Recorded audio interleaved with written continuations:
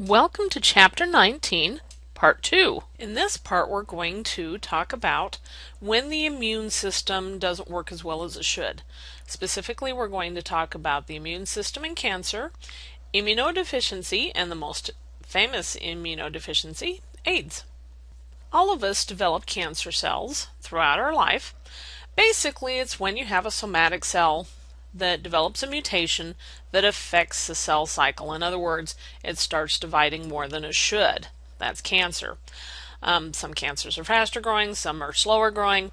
In any case, your immune system goes looking for cells that aren't doing what they're supposed to, and it kills them, specifically through natural killer cells and cytotoxic T lymphocytes. In this series of micrographs, we show a cytotoxic T lymphocyte coming up to a cancer cell, and this is what has happened after the cytotoxic T lymphocyte has basically talked to the cancer cell and told it to die. Now, this is going on in your body all the time, but as we age, the chances of cancer getting past our immune system goes up, because along with everything else, as we age, your immune system decreases over time. Now, that's not to say that you can't get cancer when you're younger. It's just statistically less likely. Well, we have taken the immune system and we're using it to our advantage to try to cure cancer.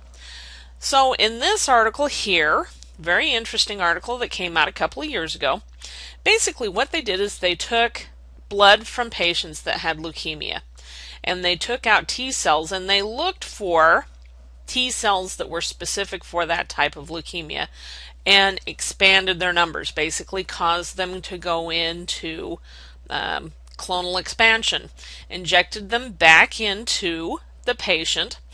They got the worst case of flu they've ever had. Kind of sounds like chemotherapy, doesn't it? But in this case, so far, with all of the patients in the study, they've been leukemia free and have had no side effects from it. So, in my opinion, this is going to be the cancer treatments of the future. Using your own immune system and bolstering it to do what it should be doing anyway. Immunodeficiencies come in two forms. Congenital, which is basically changes in the DNA. In other words, there's a mutation which causes some parts of your immune system to not function as it would normally. There's changes in the DNA that causes you to not have a thymus, and that causes changes in your immune system from what we consider to be a healthy state. But make sure you do read through the congenital immunodeficiencies. Mainly, what I want you to be able to do is take what you know about the immune system, the functioning of different cells in the immune system, and think about what would happen if they were missing. Okay? Because, I don't know, there might be a question like that on the test. Now, acquired. As we talked about before, acquired immunodeficiencies can come as a result of age. They can also come from malnutrition. But nowadays, when you talk about acquired immunodeficiencies, we think AIDS. So for the rest of this chapter, we're going to be talking about AIDS. Under the category of AIDS, we're going to talk about the origins of the virus, HIV. We're going to talk about how HIV infects cells, diagnostic methods, HIV transmission, AIDS worldwide, and prevention and treatment. From work that we've done looking at the genetic relatedness of the virus HIV to other viruses, we know that it came from a simian immunodeficiency virus. We call it SIV. It's found in great apes in Africa, and it generally does not cause disease or as severe disease in apes as HIV does in humans. And from what we've been able to determine, the virus jumped to the human population as a result of the bushmeat trade. In Africa, they eat wild meat. In the United States, we eat wild meat. And kind of like in the United States, when we go deer hunting, they would go into the forests and they would hunt antelope and great apes. And occasionally, when they were dressing out their kill, it happens, you cut yourself. When this happens often enough, there's going to be a mutation in the population of virus that makes it so that it's more adapted to the human population. From there, it has spread worldwide. Now, let's talk about the structure of the AIDS virus. You're probably thinking, why am I going into this? When we talk about antivirals, this becomes important.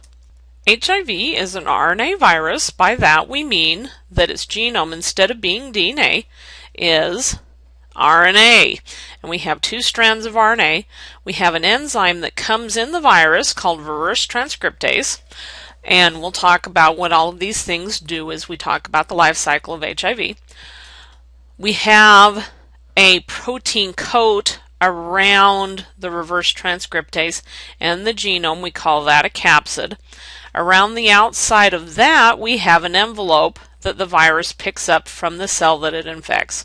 And embedded in this lipid envelope, this membrane, if you will, are some proteins that are for attachment. Now, the only ones that you need to worry about are GP120 and GP41. Okay. Now, let's talk about the life cycle of HIV. Now, as we learned in previous chapters, the first thing that a pathogen has to do is attach to its host, and HIV is no exception. So we have these proteins that bind to the receptor. Now, the receptor for HIV is the CD4 receptor. That's specific for T cells, by the way. Helper T cells. When we talk about the actual progression of the disease, this is going to make more sense. So it binds to that, but it also needs these co-receptors, this CCR5 or CXCR4. Now, when it binds to that, the virus is attached to the T helper cell, and then it needs to get in. So this is when this GP41 comes into play. That causes the envelope of the virus, which came from the membrane of the cell that made it, and causes that envelope to fuse with the next host cell's cell membrane. Spits the capsid inside of the cell. Next, the genome is released from the capsid, and we need to make a copy of that RNA genome into DNA. That's where reverse transcriptase comes into play. Reverse transcriptase goes backwards. It takes RNA, makes DNA out of it. Whereas RNA polymerase, if you remember from previous chapters, takes DNA, makes an RNA copy. So once we get a double-stranded DNA copy of the viral genome, it is inserted into the host chromosome. And we call it a provirus then. Unfortunately, we don't know how to get it out. It doesn't come out naturally on its own, and we don't know how to get it out. So in latent infections, the provirus just hangs out, and as the T cell divides, that provirus gets duplicated right along with the cell. Now, when it becomes active, provirus is made into viral RNA. That's its normal genome. Codes for viral proteins, viral enzymes. We make the capsid, we make reverse transcriptase, we make the envelope spikes, and we package the genome into the capsid, and it buds through out of the cell and goes off and infects another cell. That is the life cycle of HIV. Disease progression correlates with how many HIV viruses you have being produced and how many CD4 positive cells, how many helper T cells you have within your system. Okay. Now let me remind you what helper T cells do. They upregulate all of the rest of your adaptive immune system. They cause your macrophages to phagocytize more often and more effectively. They cause B cells to form more plasma cells. They talk to cytotoxic T cells. They're involved in fighting extracellular bacterial infections and fungal infections. Okay, so keep that in mind when we talk about what's happening. Okay, in phase 1, asymptomatic or chronic lymphoadenopathy. Okay, so you're first infected, and here's the blue line is the virus, the red line is your population of CD4 cells. So you get a big bump at the very beginning. Now, some patients don't ever have symptoms from this. Some have a flu-like symptom. But you know what? The stomach flu, influenza are so common of symptoms, it's hard to say, okay, yeah, this is an HIV infection versus I got influenza. At this time, we see a big drop in the CD4 population as they're worn out making HIV viruses instead of doing what T lymphocytes are supposed to do. But your immune system rallies. Your B cells produce antibodies that neutralize the virus that are being sent out. You have cytotoxic T cells that are upregulated because, you still have helper T cells at this point, and they go and they kill infected cells wherever they can find them, and we get a big drop in virus, and you get a corresponding increase in your helper T cells. Unfortunately, over time, the virus hides. We've found some places where they hide. One of them are follicular dendritic cells that are in your lymph nodes. Now, we can't remove your lymph nodes if you're HIV positive to try to get rid of HIV. You kind of need them. Okay, it's kind of like giving you AIDS to fight AIDS. Okay, but as the virus hides and slowly increases in numbers of HIV viruses that we can pull from your blood, we get a steady decrease of CD4 cells. Now, when you reach clinical AIDS, okay, that's defined as when your CD4 positive T cell population drops to 200 per microliter of blood or lower.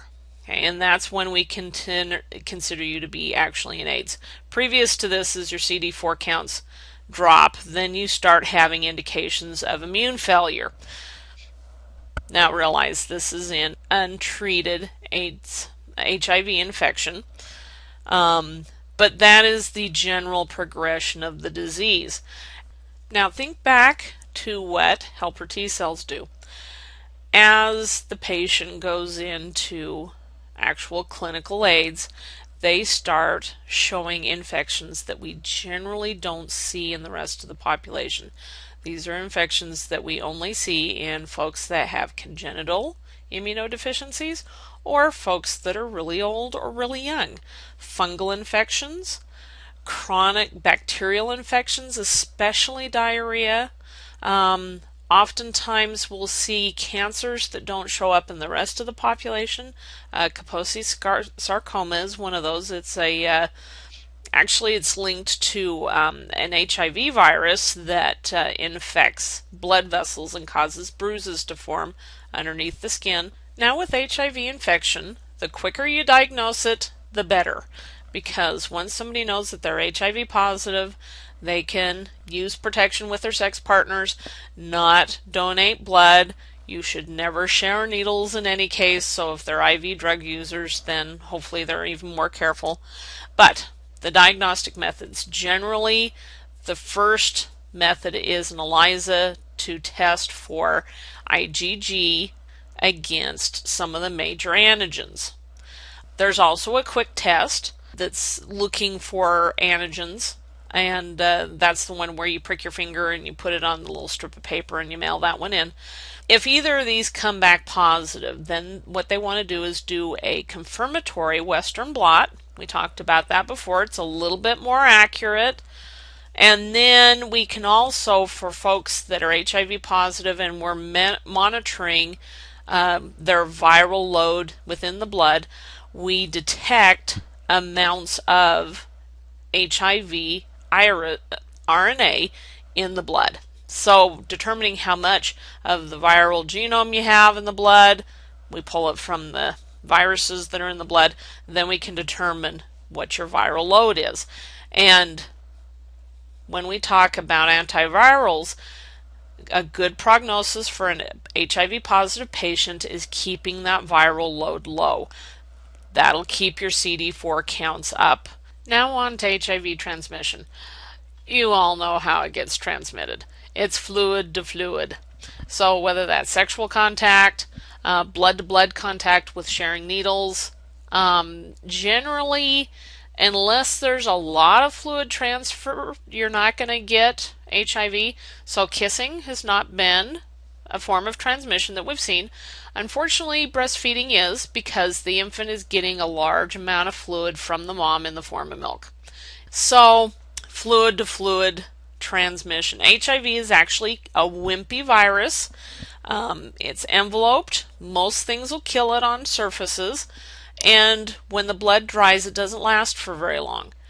Nevertheless, when you're disinfecting blood products, because HIV is fatal, we have some good treatments, but they're expensive, and who wants to become HIV positive?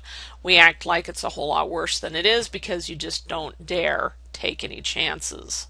Looking at the HIV epidemic worldwide, you can see the real problem is in sub-Saharan Africa.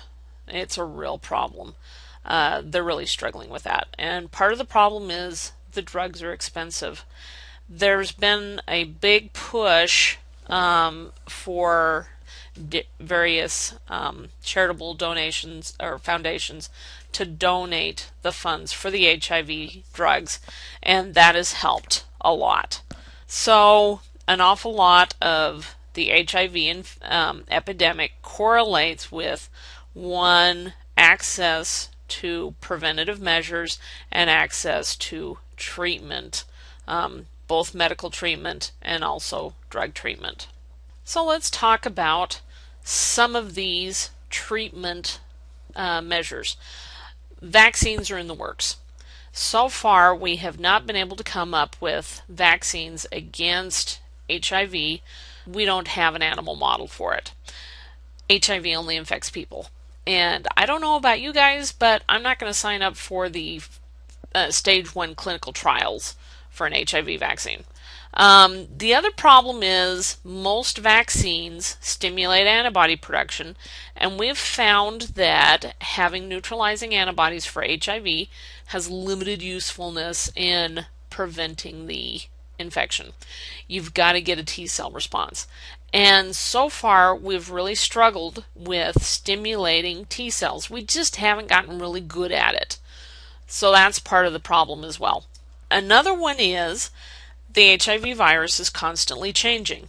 DNA polymerase, which copies our DNA genome, does a really good job at proofreading. So you have a fairly low mutation rate.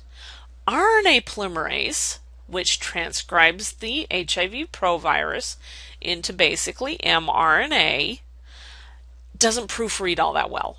Because think of it this way, you don't have to make a really good copy when it's just a photocopy and you're not going to keep it. Well, when that photocopy ends up going into the Library of Congress and getting multiple copies made out of that, you're going to have degradation of the record. So you get an awful lot of changes, a lot of mutations.